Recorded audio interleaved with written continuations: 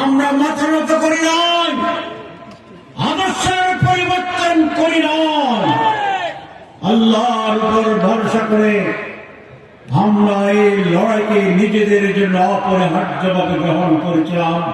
তার ফলশ্রুতি আজকের ফকফকা রাস্তা, এই বিশাল সমাবেশ, এবং আমরা আজকে স্বাধীন। ঠিক কিনা?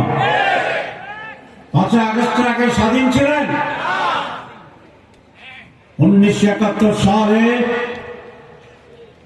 এদেশের মানুষ যেভাবে স্বাধীনতা অর্জন করেছিল, সেইটিকে ব্রাহ্মণ্যবাদী ভারতীয় আগ্রাসনের কাছে মাথা নত করে কিছু মানুষ এই জাতিকে আবার পরাধীন করেছিল।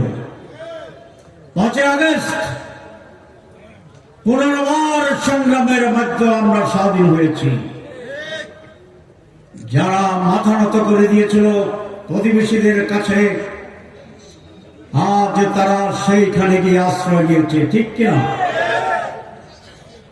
ওই দলের প্রধান কোথায়? কোথায়? ভারত।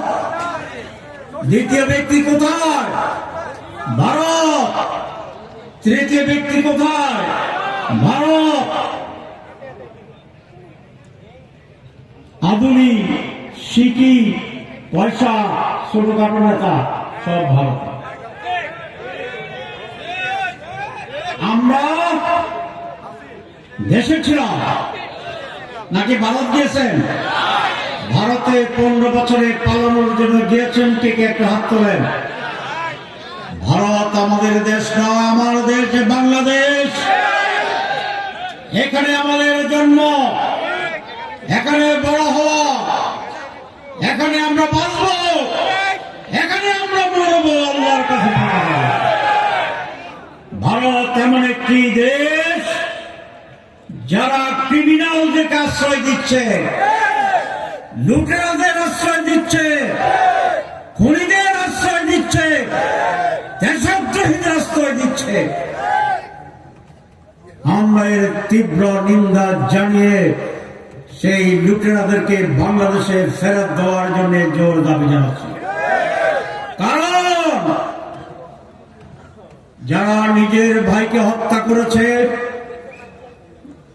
আমাদের সম্পদ লুণ্ঠন করেছে, ভোটের অধিকার কেড়ে নিয়েছিল, রাস্তায় হাঁটার অধিকার কেড়ে নিয়েছিল, ব্যবসা করার অধিকার কেড়ে নিয়েছিল, এদেশের মানুষে তাদের বিচার চায়।